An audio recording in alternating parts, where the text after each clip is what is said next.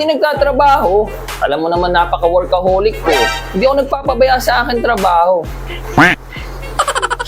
Pero segol mo. Nabagyo-bagyo na nga. Wala nang pasok eh. Trabaho ka pa dyan. Basta ako. Relax mode na ako. Pwede na.